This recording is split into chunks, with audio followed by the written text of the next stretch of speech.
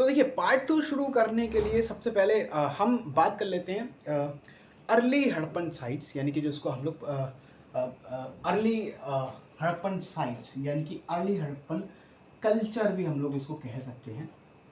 प्रारंभिक हड़प्पा सभ्यता जिसको हम नॉर्मली बोलते हैं, ठीक है। अब देखो जो मैं जिसकी बात कर रहा हूँ यहाँ पे विकसित हड़प्पा सभ्यता की जब हम बात करेंगे तो ऐसा नहीं है विकसित हड़प्पा सभ्यता एकदम से पनप के आने लगी, ठीक है। इससे पहले भी हमारी जो कई हमें आर्कोलॉजिकल कल्चर्स देखने को मिलते हैं, कई संस्कृतियाँ देखने को मिलती हैं, ठीक है। और ये संस्कृतियाँ देखने को मिलती हैं तो भाई हमें कैसे पता चलेगा हाँ भाई ये जो विकसित हड़प्पा सभ्यता है इससे पहले भी चीज़ें अस्तित्व में थी। अचानक से यह विकसित हड़प्पा सभ्यता ये एकदम से ये फेज़ नहीं पहुंच गया इसका। तो भैया उसके लिए कुछ आर्कोलॉजिकल हमें पता है कि सोर्सेज भी यहाँ पे हमें दिए जाते हैं। तो कुछ मैंने बताया कि आर्कोलॉजिकल कल्चर्स यानी कि जो पुरातात्विक संस्कृतियां हैं वो उससे पहले भी देखी जाती हैं, विकसित हड़प्पा सभ्यता से पहले भी देखी जा सकती हैं। और उसका एविडेंस देखो हम किस किस रूप में ले सकते हैं। जैसे देखिए हमें उस समय की यानी कि जो विकसित सभ्यता से पीछे के जो एविडेंस हमें मिले हैं या पुरातत्ववेत्ताओं को जो मिले हैं तो उनमें आप देखो मृदभांड हमें देखने को मिलता है, कृषि के एविडेंस हमें देखने को मिलते हैं, एग्रीकल्चर देखने को जो है मिलता है। इसके बाद आप देखो ये पेस्टोरलिज्म का मतलब होता है पशुपालन जहाँ होता था वो भी हमें साक्ष्य जो है मिलते हैं, है ना। और कुछ क्राफ्ट सेटलमेंट्स की बात हो रही है। क्राफ्ट सेटलमेंट्स मतलब कुछ शिल्पकारों यानी कि शिल्प गतिविधियां करते हुए कुछ लोग भी वहाँ हमें देखने को मिलते हैं। अब तो इस चीज़ों से यानी कि अब कल मैंने कल्चर यानी कि संस्कृति का मतलब भी बताया था कि भाई संस्कृति क्या होती है, एक प्रकार से कल्चर शब्द क्यों कहा जाता है ना। इस हड़प्पा सभ्यता को या कहीं कहीं पे हम लोग संस्कृति शब्द भी यूज़ करते हैं। तो मैंने बताया था कि जो संस्कृति शब्द है वो किसी ना किसी हम देखते हैं कोई विशेष टाइम पीरियड है ना, कालखंड से संबंधित होना चाहिए। वो जो सोर्स है जिस एविडेंस की हम लोग बात कर रहे हैं, या फिर वो किसी स्पेसिफिक आप देखोगे जियोग्राफिकल एरिया से संबंधित होना चाहिए, ठीक है। और या फिर हम ये चीज़ें हमारी होनी चाहिए, ठीक है। और इसके बाद उस चीज़ को आर्कोलॉजिकल कल्चर्स हम लोग इसको कहते हैं, यानी कि कई संस्कृतियाँ जो अस्तित्व में थी मैच्योर हड़प्पा साइट से पहले भी, मैच्योर हड़प्पा सिविलाइजेशन से पहले भी, ठीक है, विकसित हड़प्पा सभ्यता से पहले भी जो चीज़ें अस्तित्व में आ रही हैं। तो हम यहाँ पे बेसिकली बात जो कर रहे हैं वो 3300 से लेकर 2600 BCE बिफोर कॉमन एरा की बात कर रहे हैं, ठीक है। यानी कि आप देख सकते हो इस प्रकार से। अच्छा, ये हो गया हमारा अर्ली हड़प्पन साइट्स, है ना। मान लेते हैं हाइपोथेटिकली मान लेते हैं कि भाई अगर ये ज़ीरो है, ज़ीरो इसलिए यहाँ पे है ना ईसा मसीह का जन्म से हम लोग संबंध रखते हैं इस प्रकार की चीज़ों को। तो इससे पहले की जो चीज़ें हो रही हैं आप देखो 3300 से 2600 थोड़ा सा पुराना समय। जब हम लोग और इसके मतलब इसके थोड़े से आगे जाएंगे तो 2600 से लेकर 1900 तक जब टाइम पीरियड हम देखते हैं उसमें हमारी जो विकसित हड़प्पा सभ्यता उभर करके आ रही।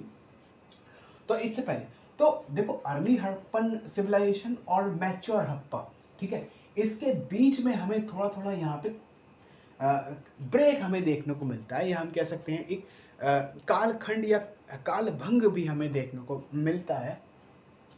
अब ऐसा कैसे है, क्योंकि आप देखो हमें इसके लिए भी हमें कुछ एविडेंस पता होना चाहिए भाई, क्या स्रोत क्या है ना।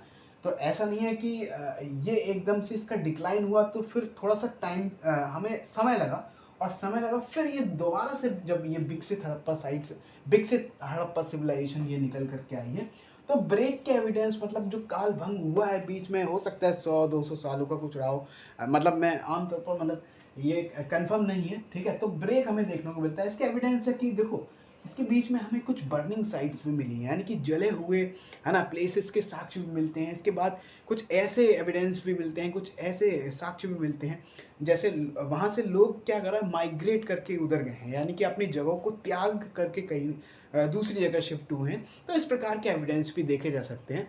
तो हम कह सकते हैं कि थोड़ा ब्रेक देखने को मिलता है अचानक से ये चीज़, क्योंकि इतिहास में कोई भी चीज़ अचानक से घटित होने वाली चीज़ें नहीं होती हैं। धीरे धीरे वो उसका परिवर्तन हमें देखने को मिलता है, और बिकॉज स्टडी ऑफ चेंजेस ही हम जानते हैं कि इतिहास कहलाता है, ठीक है।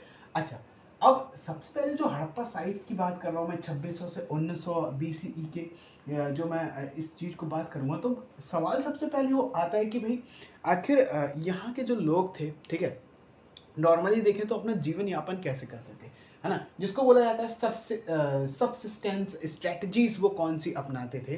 तो देखो, जीवन यापन करने के लिए सबसे मेन चीज़ जो होती है, सबसे मुख्य जो अहम चीज़ है, वो है ये खाना, ठीक है, यानी कि फूड चाहिए यार उसको कुछ।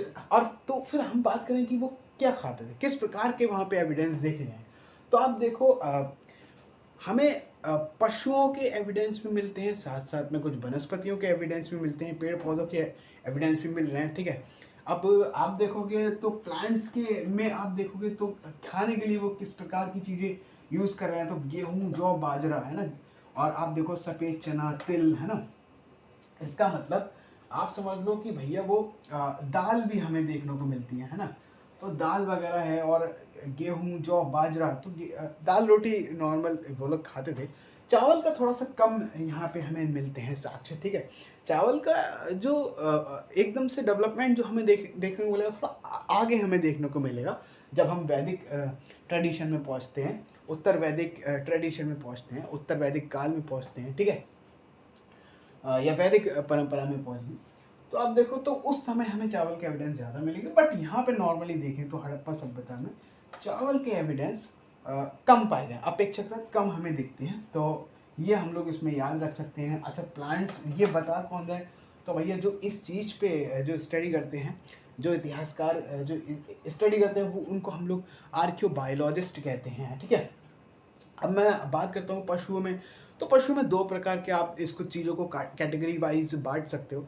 एक होता है जंगली जानवर, ठीक है, एक आप देखो जो डोमेस्टिक जो एनिमल्स हैं, है ना, वो भी हमें यहाँ पे देखने को मिलेंगे। पेस्टोरल जो एंड डोमेस्टिक एनिमल्स, यानी कि जो पशुपालन में जिनका यूज़ होता होगा, या फिर वो, तो कौन कौन से हमें देखने को मिल रहा है, देखो भैंस हमें देखने को मिल रहा है ना, बकरी, भेड़ और कुछ मवेशी हमें यहाँ पे देखने को मिलेंगे, है ना। कुछ जंगली जानवर के एविडेंस भी मिल रहे हैं, जैसे कि आप देखो बरहा और घड़ियाल, ठीक है, ये सब हम लोग इसमें याद रख सकते हैं, ठीक है।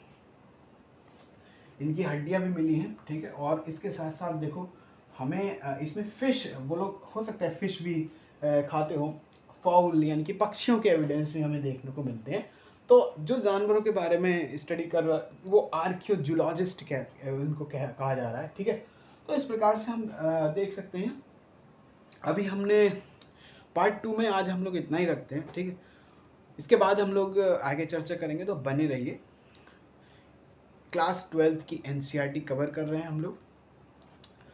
क्लास 12th और न्यू जो एंशिएंट हिस्ट्री से संबंधित जो बुक है, वो हम लोग पढ़ने की कोशिश कर रहे हैं।